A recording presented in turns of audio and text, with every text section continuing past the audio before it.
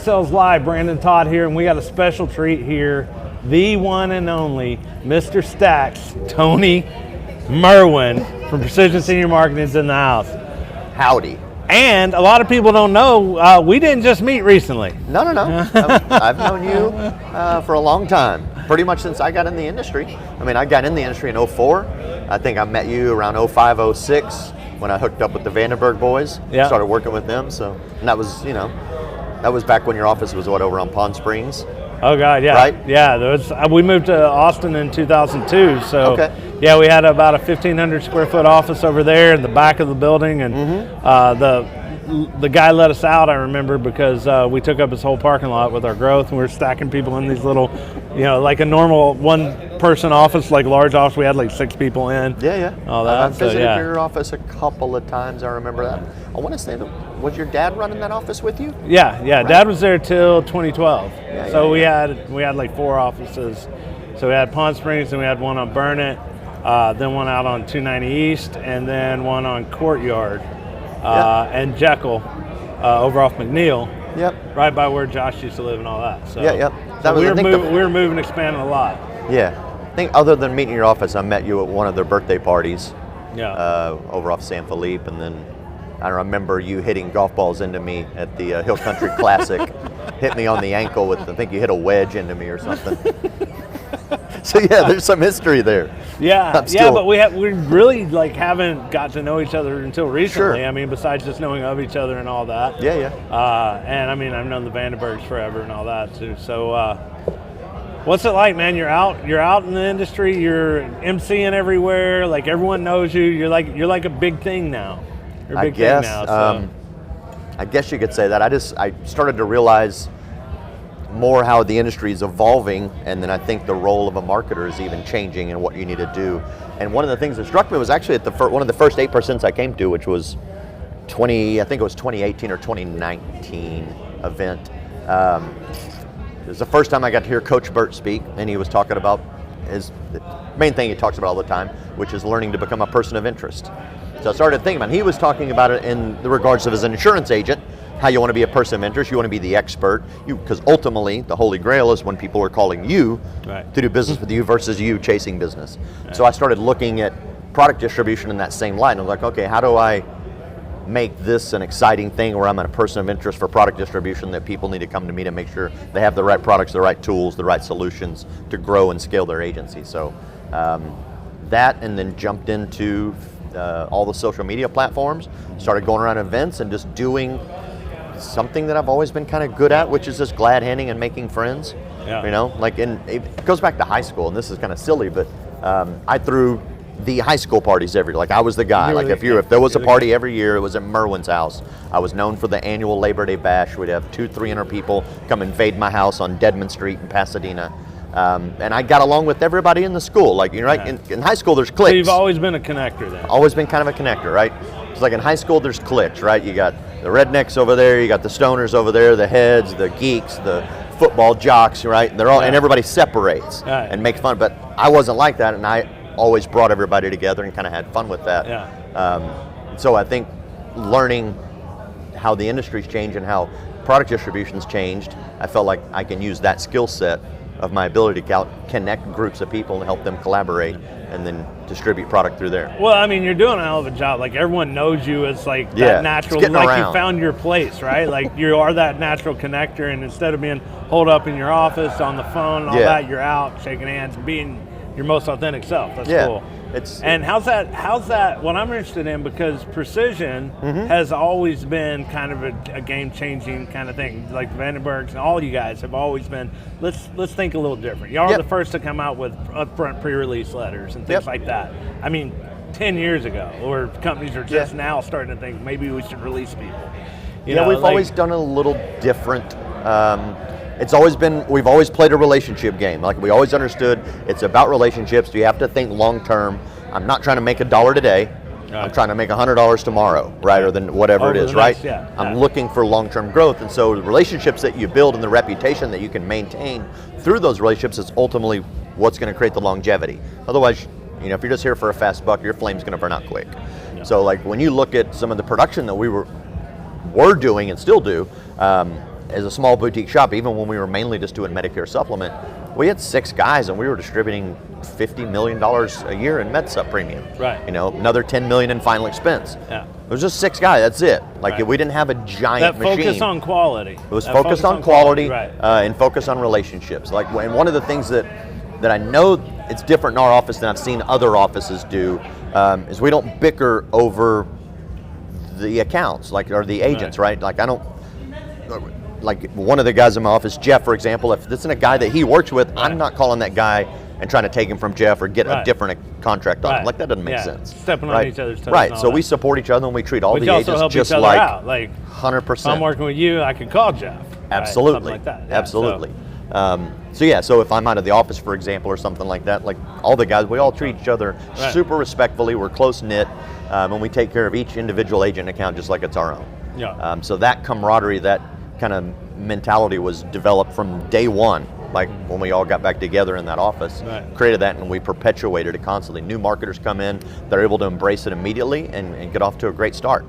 So what's the importance of that for people who are listening about bringing in culture? Because I've noticed, like, you can try everything you want. You can just keep trying to work on somebody and work on someone. But if you have the right culture, people come in, and one of two things will either happen. They'll bounce as fast as they can, which is great, or else they assimilate. Yep.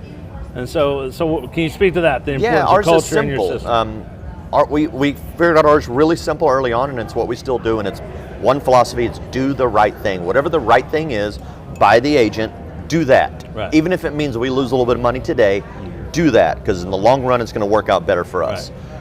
So when guys come into our office, new guys come in, like, we can recognize pretty quickly, like, is he thinking about running an ethical distribution channel, right, and doing the right thing, like always looking out for the agent, what's going to be in their best interest, and if it's not in their best interest, don't do it. So, like, I mean, we won't try to push every single product on agents. Like, we understand that certain products have value and certain, maybe it's not that great for you. And so you gotta know the we're agent. real niche on that too. You gotta know the agent Yeah, too, you gotta right? know the agent. So you have to build that relationship. But You it come does in come trying down to to get culture. my MedSup agents sell some kind of long-term disability product or Yeah, all no, that. it doesn't. Now you're just annoying. Now we're just annoying. We're diluting the original thing, and that's another thing that we kind of believe in is long obedience in one direction. Like, we're a Medicare shop. It's what we do. We're not trying to be a long-term care shop. We're not trying to be an annuity shop. We're not trying to be an ACA or any other type of shop. We do Medicare, life insurance, mostly final expense, fits secondary. Yeah. But that's it. And if you look at our production, it shows. Like, we'll do, another $50 million in MedSup this year, probably 30,000 MA apps, and then maybe another 10 or 12 million in final expense. But that's it. Yeah. Like, you're not going to see a bunch of other products that are in there diluting the mix. Like, Yeah, there's a few ancillary products that come in and all that. Yeah, we're going to run one lane, run hard. Maybe, That's you can get Galen's product distributed through there. Yeah. Come on. Come on in. Come in. Come in here. Come It's in another here. old industry friend. This is the veterans circle. Come on in. Someone bring a chair in for Galen. Matter of fact, Oh, you have a chair right there. Oh, we don't have you doing mic'd great. up. It's good to see you. You're looking good, my friend. Thank you, thank you, I'll thank give you. Another hug. Yeah. You're gonna come in and do an interview yourself. I am. Okay. Yeah, we're gonna tell you about everything about it. Listen to them. Probably not recording now. Yeah, No, we maybe. are. We are. It's all live. We're definitely running. Oh, we're running Live and Yeah, running yeah. and Okay. recording and everything else. Well, you've got the best right here. Well, You I'm gotta about to talk tell into him. someone's I'm mic. about to tell him about when I first met you. There's no audio. Lord, we don't need Do we have a third to mic? do this story. Yeah, we do. Now we have a You new don't need to audience. hype me up. I'm well. Now we have a new audience to tell it to. Lost the third? Let me go over Okay, myself go ahead. and I'll come back. Bye, All right, y'all. you'll come back. All right. So, About that time that I met you when I was still super green in the industry is when I met her when I was working at United Teacher Associates. okay. It was a strange day. Oh, you were where back there in the this- UTA over yeah, on yeah. Parkcrest and all That's when I that. first got okay. into the Medicare Okay. space. I'd All left right. Family Heritage, came over there, and So I you're remember there was downstairs a with day Mark where there and was Josh this and all that. nervous energy shaking through the building. It's a 3-story building. Interoffice emails were coming around, or interoffice, Yeah. letters that's how old I am. Yeah. We didn't email each other. They'd run a letter down Yeah, from while the you're third waiting to for Pony first floor. Express to show up. Right. Yeah. And there was somebody coming to the office to visit. And it was a person named Galen Hendricks, and I got the memo, and I'm like, who the hell is Galen Hendricks? Like, I don't know, why is everybody freaking out? And then she walks into the room, and I'm like, oh, now I understand. So she obviously carries a very large presence. Yeah, as she a, walks as one, in the a room huge and everyone power knows player, it. yeah. So when she walked in, I'm like, oh, okay, now I get it. She walks in the room, you have to interrupt your interview right. and get to come in. You got to give her a hug and all that. Yes. And for long run, be selling her cancer policy. She terrified me when I first got to know her. But obviously over the years, we've developed a great friendship. She's awesome. Because I was green, I didn't know anything. And she just has such a commanding presence. Like I knew when she walked in, I'm like, that lady writes a lot of business. I don't even know how much, but I knew it was a lot. Was that before her and Taylor got together? Or? No, that was around that time then. Yeah. Absolutely, she was running SSB then. Yeah. So I met her in got on Conseco trips. Yeah. When we go to the field house with Conseco and all that, 02, 03, that era old school back then. days. Yeah.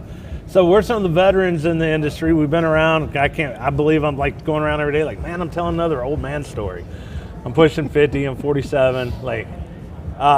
So now we're here at 8%, and this is a new wave. This is not 100%. This is not my daddy's insurance industry. Not anymore. Where do you see this going? Where do you see the role of the FMO? All that specifically was the old school model. Y'all came out of the old Gary Bush AmeriLife model.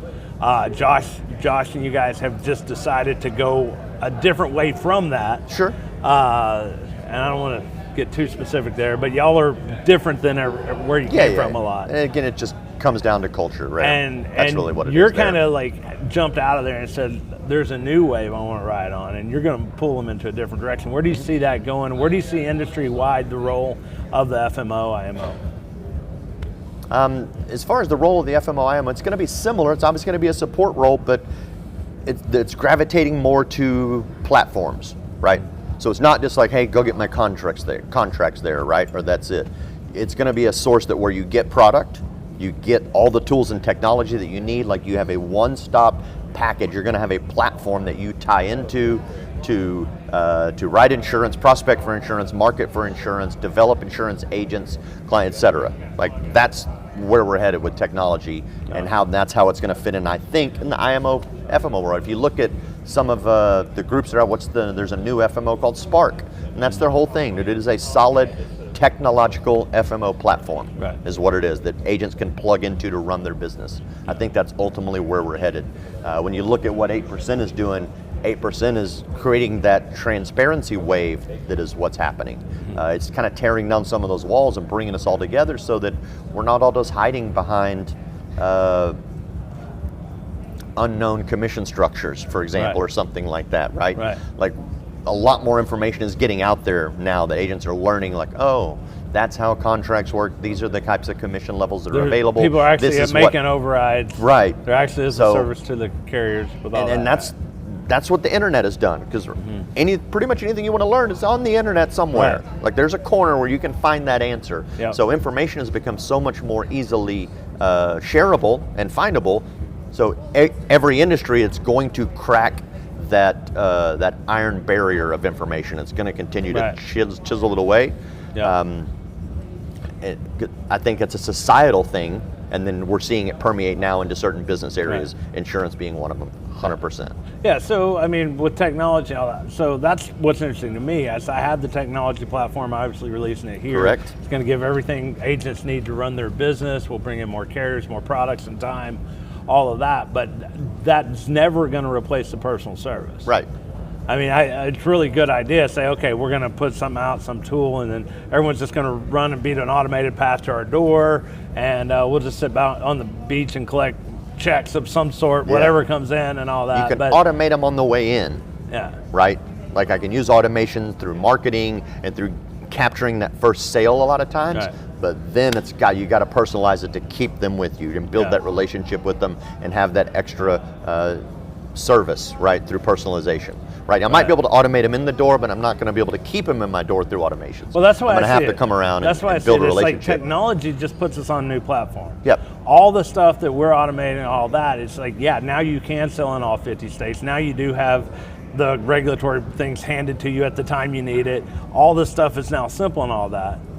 But now we're still people, and we got to talk. Now we're up here, but we're all up here now, and we can talk and we got to hang out. We still need each other. Yes. Sometimes just to call and say, man, is anyone else selling insurance today? Because it sure seems like no one's selling insurance this month.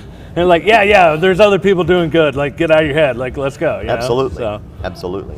And then for, again, kind of going back to 8% of what Cody's doing here, I mean, the average age of the insurance agents, certainly true in the Medicare space, is like 54, 55 years old.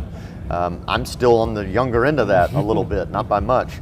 But there is a whole new wave of agents out there that they're looking for something to do, or people. I shouldn't even say agents, but there are a whole wave of young people that don't necessarily know that maybe college is the right answer, or maybe this is, they're not really sure where they want to go. But we're in a situation now where we're able to bring this industry, this career path, this entrepreneur path to them and show it in a much sexier light than it ever used to be, right? It's like you said, you're not your old man's insurance game anymore. Right. It's not, it's different. And what's really cool about it, and this is the super thing that impresses me, because I've been just like you, we come from the era of analog, when insurance was analog. It was all on paper. It was all phone calls, and maybe if we had a fax machine was the biggest piece of tech that we had. Whereas now, it's all super digital. The fax app changed everything. Right, absolutely. So we've watched it go from analog to digital. And then now you're seeing people, young people like Ashton that was on stage earlier, 24 years old. Are you kidding me? He's going to be doing probably about what sounded like about $4 million in premium this year at 24 years old. So you're seeing these kids that are coming in the industry, they're able to see what's available, see what the opportunity is. They recognize technology, they know how to use technology to their advantage, and they're scaling their practice and their business so much faster than it's ever been done before. Right? I've seen some guys take them 10 years to get to where now they're a 7-figure earner. These guys are doing it in 24 months. Yeah, because to get the information, like when I was getting started, like it took me years to be able to afford to go to a conference. And then you go to a conference, well, everyone's trying to own you, try to recruit you, trying to work an angle on you, and you barely get information. You never got any information that it wasn't someone playing an angle on you. Right. And that's still true a lot more than people try to act like it is. But if you want the information, like you said, you can go find it. And so these young guys, like there's some of these guys in young 20s, like I said, there's several of them out here. And they're just coming out. They don't know that you can't make $500,000 your first year, and they're doing it. They just go find the information, and they're like, "Oh, I know how to get social media. Okay, I got appointments set all week." And like, me and Tony are like, "Hey, let's hire and hang out with that guy, or however we can learn what he's doing." We got to hire a social media manager to help us out. Because I don't know what I'm doing. No, they're able to grab this technology, they understand it, and they make it go faster and then get than it's ever been. And the information is available. The Correct. information on 100%. what to do it. I mean, to get people like you and me, like we're on the internet, someone's going to watch this, to get Cody and Roger Short and all these people who are talking, like this is available for what? The replay is going to be $100 or whatever, or you can get here and it's $100 at the end of the day. I mean, to get an experience like that, I mean, wasn't available before. No, it wasn't. Available. And to meet the quality and caliber of people that are here. It used to just be industry reps, and none of them sold insurance when we go to those conferences. Absolutely, and I go to, you know me, I go to a lot of events, I go to a lot of conferences. This is definitely one of the more exciting, more fun ones, because there's a broad group of insurance agents. You have people in Medicare, people in life, and certainly people even in the P&C annuity type world. So it really brings a good mix of people together. But again, it's more of a momentum movement, bringing in younger people, getting this industry lifted up, making it sexy, and bringing it to the masses.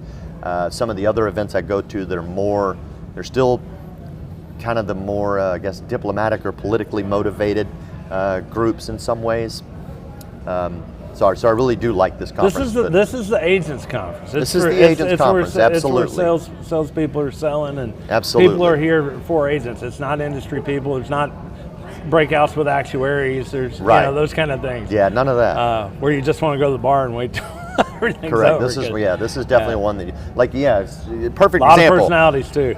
For example, I was at the Medicarians conference, which was outstanding. It was phenomenal. I heard it was very well dressed. It was beautiful, information packed, but again, totally different type of information. Right. It's a lot of very high level stuff where CEOs of healthcare providers and CEOs of doctor facilities are getting together and talking with agents about really different types of things. And certainly, it's not the information that a field level agent would take and immediately go out to go sell more insurance. Right. It can definitely help them because it's eventually going to filter down to them.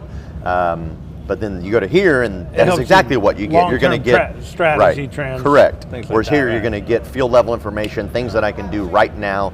Get out there, learn how to produce a little faster, learn how to recruit a little better, learn how to build a little better relationships and networking opportunities. So yeah, the type of information is definitely different between, say, that conference and this one, for example. Now, let me ask you a question. If you were here, you're a young agent here for the first time, we all know you're drinking from a fire hose while you're here. Yeah. What's the one thing you'd want to leave with? What would you tell someone? It would be the thing that I wanted to get when I showed up, right? So when I do go to events, especially as an attendee, not as someone that's working the event so much, which I do, but when I'm going as an attendee and I'm going there for my own personal benefit, I try to at least come up with absolutely one piece of information that I need, that I'm trying to solve. Like, what is a problem I'm having in my business, and where?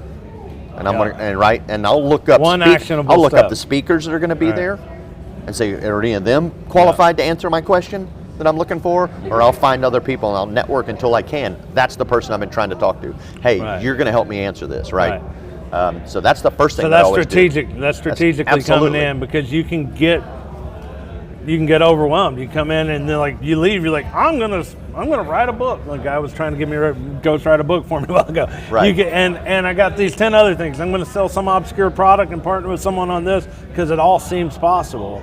But when you go back, there's only a little bit that's actually possible. Yep. And so you're coming in as an experienced veteran, goes to a lot of these conferences, saying, look, I know there's only gonna be one or two takeaways I can actually get from here. That I can retain. So what are the ones that I need the most? But I'll challenge you on that. Let me go get them. I'll challenge you on that, because I thought of one other thing that's even more important than that. All right. An expanded consciousness. Yeah. If you leave believing specifically for yourself that much more is possible, and you have that expanded vision, you can't give that back. Correct. You will see that bigger possibility, and that'll serve you for the rest of your life. Correct. And on top of that, I definitely don't disagree implementable with you. steps when you go home. Definitely don't disagree with it. And that's more of an indirect or a byproduct of being here, right? I'm coming with a desire, like, I need to answer this question, and then I'm going to get it. I'm going to go, oh, wow, and I'm going to get exposed to things that I didn't even know were there, right? That now become possibilities, or are put on my radar, expanded vision, and so forth. Right. But when I show up at first, I may not realize that, and that's definitely been true with my ride on the 8% movement, so to speak, because I came for the very first time. Somebody had to give me a free ticket and force me to show up. So I was like, what is this? I'm going to another insurance conference to get recruited? No, I'm good. But they're like, no, we need you there. We need voices like yours there. You got to go check it out. Here's a free ticket. Gave me a free ticket. I sat in the back and was just floored at what I experienced. And then now, kind of fast forward, all of that has opened my eyes to different things that are possible and what's happening in the industry. And it's why I've tried to evolve as a professional through it quickly in these last few years. But every time I've showed up with a purpose, a specific problem, a specific person I wanted to meet, or a specific problem I wanted to solve, I've gotten it every time. I've gotten my answer. Sometimes it wasn't necessarily where I thought I was going to find it. Right? Like, I thought it was going to be that person. It turns out, like, that's not the answer I'm looking for. You've dialed in the station, right? You've 100%. dialed in there, and you just go looking through, and your filter's on, and when you find it, you find it. Correct. Yeah. Correct. That intention, like, if so many people walk out, and I did it first conferences I went to, if everyone could realize that and come in strategically looking for things that are on the ground and not the pie in the sky, correct, while trying to expand their own vision what's possible, I think that's one important. Yes, and this is actually what I wanted to say a second ago that I got a little misdirected on. When you were talking about expanded vision, exposing yourself to what else is out there and what is possible, that is a matter of whether or not you show up with your ego in check or not, right? If you come to events like this and you're wrapped up in your own ego of, I run a great business, so I don't need that much help, right? What am I here? Who are these people going to teach me something? And you have your own preconceived notions, judgments, etc. Your brain is full and it's not allowing information in, so you're not going to, you're not going to receive that exposure. But if you can come in and be like, all right, cool, I'm good, but I don't know everything, so I'm just going to see and let things kind of come in and I'll filter them, right? As you check your ego, that's true. I mean, like, I'm already overwhelmed. I go around meeting different people here, and I'm like, man, I'm terrible at this. I'm terrible at that. I thought I was the man, walking in, and then I'm like, God, there's so much. They're just really doing something good here. They're doing something I really wish I could do. I've learned just so much everywhere. There's so many good talented people. Yeah, I mean, especially like this event, some of the other events I've gone to, when I went on the road with him, all 10 of those events was where we kind of reunited and got to hang out some more together, and certainly where you got involved. There was so many little nuggets that I picked up at each one of those that I learned, and some of those little brainstorming and mastermind sessions we would do. I'm like, wait, what? Say that again? Well, huh? Done. Okay, and then I'd write that down. I immediately take it home, put that in play. I'm like, it works. Yeah. Works great. Add it to what you're doing. Yeah. So what's next? We'll close this out here. What's next for Tony? What's next for Precision? Where do you see us all going in the next 10 years? In the next 10 years, it's going to continue to push further and further digital into platforms. So the industry is, while it's consolidating, it's going to continue to expand in different ways. So where I see the whole thing is hard to say. You know, I mean, when I look at the Medicare industry, there's part of my brain thinks that like Medicare and ACA are at some point, probably around 2030, they're going to kind of merge into one, so to speak, universal healthcare model. Yeah. And then we'll have the private version. It'll be a blend of the two. So I think we're headed to that in a managed care model. We're with private versions, so they'll have the box, and then all the carriers have to at least fit inside the box, kind of like how they do Medicare Advantage. So I think that's a big part of it. And then other than that, it's just going to be a matter of who's got the best technology platform to deliver the product and the needs.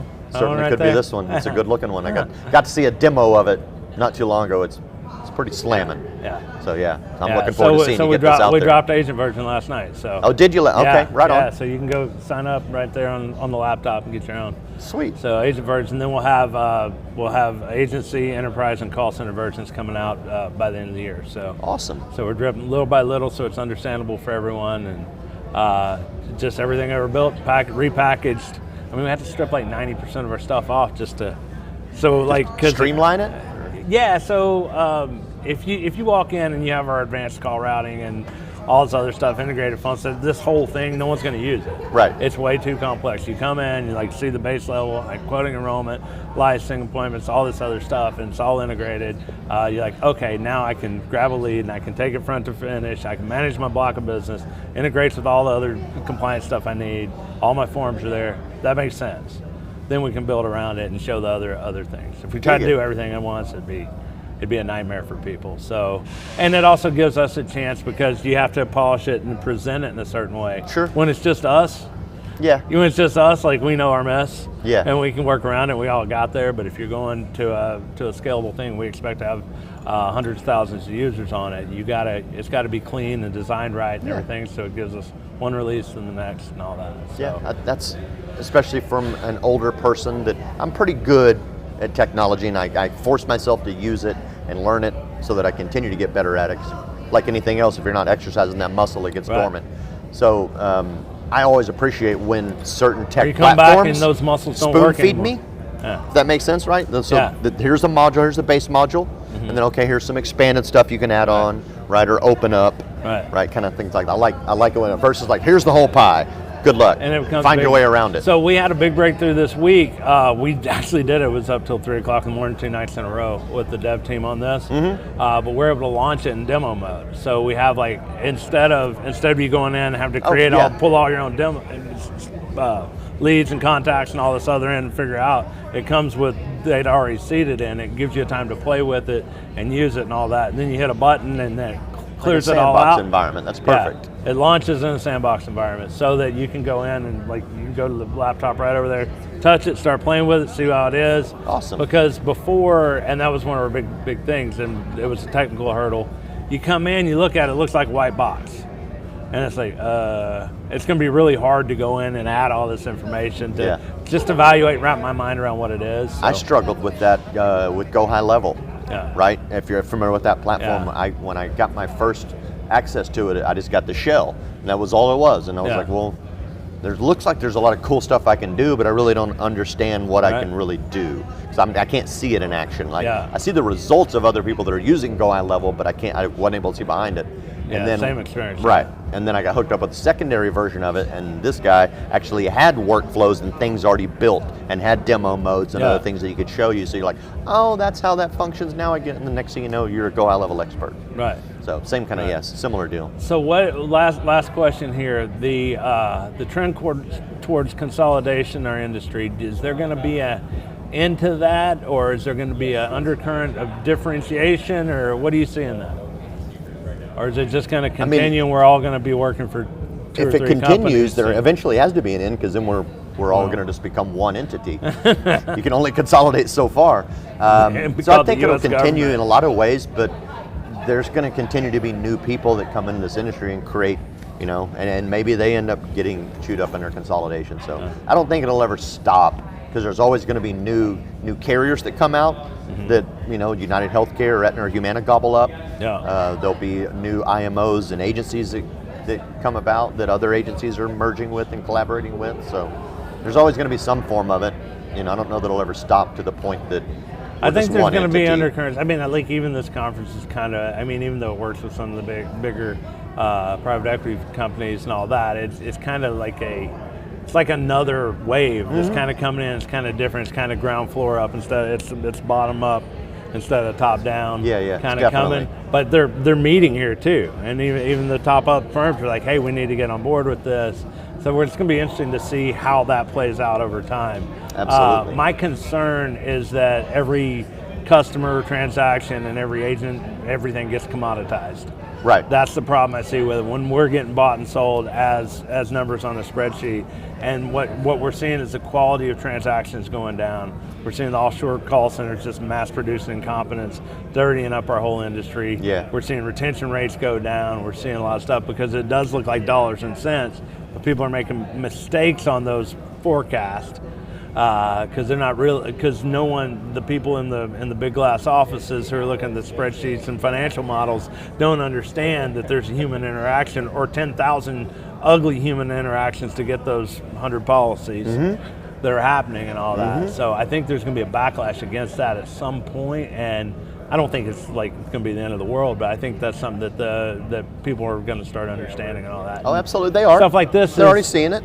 Stuff like this is what helps. We're seeing it with some of the different major call centers that are losing, their butt right now in their valuations. Right, their stock prices are plummeting, and it's just what you said. There's no investment in retention. It's just a straight transactional relationship, and no transactional relationship has any legs. Right, and this kind of goes back to what I said earlier. I might be able to automate them in the door in a transactional means, but then I can't treat them transactionally for the rest of the relationship. I've got to start really putting that human element in touch, and I think building that relationship. You and I are a good conversation on this. We should follow up on quality and lifetime value and stuff like that, because you guys at Precision did a really good job have always been kind of known as per marketer production. Medigap 360, Medicare Gurus and all that, I've always had per agent production, like off the charts. And it's not about getting the huge 200-person call center. You can do more with 20 people than you can with 200 if you do it well. If you do it well. Right. And so, but I think we're both kind of unique into that perspective of very high quality, very slow, methodical working, and you don't produce a lot of garbage. Right. And that's what I'm really concerned about for our industry is, the numbers are there, but what kind of byproducts were there to get there? And I think we're going to need to have a voice for that in our industry a little bit more. Agreed. And I think it's going to be the more technology pulls us away from that human element, the more there's going to become a vacuum or a need for the human element. Right. Which is opportunity. Which is opportunity. It's opportunity on the IMO level, agency level, everyone else. So. All right, any final words for everyone? No, man, it's cool to see you here, absolutely. man. I'm glad that you're on board here. This is an awesome booth. I love the live. He's got a live. You can't see it. He's got a live sales station over there. They're writing business as we speak.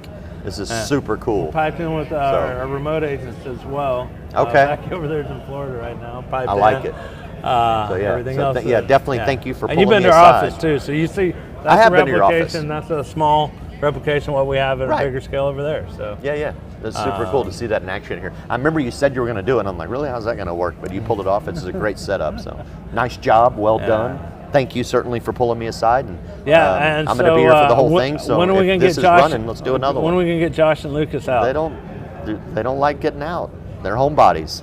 They like spending time privately with their families, and you got to respect them for that. And sitting there and working methodically, and they're the soul of that whole thing. They're to keep that exactly the foundation. like that. So that's a great part of our culture too. Is they allow everyone to be uniquely authentic, do our thing.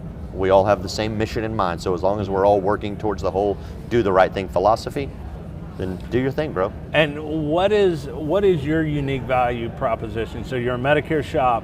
who is your ideal agent? What type of agent out of all the opportunities out there should be calling you right now? What do you specifically independent provide? agency owners generally, or independent agents that are looking to grow an agency or definitely grow their business. They're usually guys that they figured it out on their own, right? They know what they're doing and they know how to make money as an agent and they know how to manage themselves. And now they're really getting into team building. Maybe they got a couple of guys they're working with, but they need better contract structures to take care of those guys better. They might need better tools, right? So they need access to better product, better commissions, better tools usually to help grow this, get out of the spot they're in and move up another level. Does that make sense? And I'd add to that veteran advice.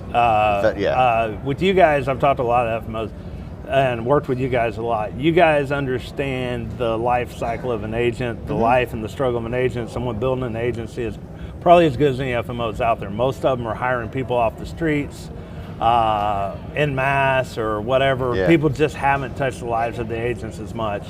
And I see you guys with what you guys do with personal attention and great advice, I would say, is probably one of your best things. Thank you. That you guys have. You're one of the few that I always would recommend to anyone. Thank you. Very few. I know the biggest compliment that I hear regularly from agents is that we always answer the phone, which is, you wouldn't think that's a big deal. Really, that's the big bill? But apparently it's true, because just like we said, we're all old school, the man. human I won't let IVR answer our phones at the agencies and stuff. Like, no way. Right. Live people answer the phone. Yeah, that's how we run the business. So it's always been that business. way. But that's changed because now it's like, what are y'all, some kind of poor redneck operation? You don't have, you answer your own phone. It's like, no, it's like we have to work really hard to answer the phone now. Yeah, and you have to actually have to train people to answer the phone. Like when you get bigger, like it's a skill set to answer and route a call and be at front. Absolutely. And then people put the new person doesn't know anything there. And you really want your most seasoned people on that front line. Absolutely, that's very true. That's where they know. Yeah, they know exactly where to send that call, or they know how to handle it themselves, right? Whatever it may be. But yeah, that's the biggest compliment we get is that we answer the phone. So we like that human element too. Yeah. So Tony Merwin, where can people find you? Easiest to find me is on Facebook, honestly. Yeah. As if you're on Facebook, just search Tony Merwin. I'm the only Tony Merwin out there. I'll jump right up. So that's the easiest place to locate me. Find him. Direct message is okay. That's what you're looking for. If you're in the insurance business, he's one of the best guys I know in the industry. His whole organization is someone I trust as well. So good to have you here, man. We could talk for another hour. Well, you're going to be here for a couple more days. I'm going to be here a couple more days. Yeah, we'll just keep doing it. We'll do another one. We'll keep doing it. Think of another topic. If you see anything in the comments or anything, comment below what you'd like us to talk about next. All right. Cool, brother. We're out. Thank you. God bless y'all. Take care.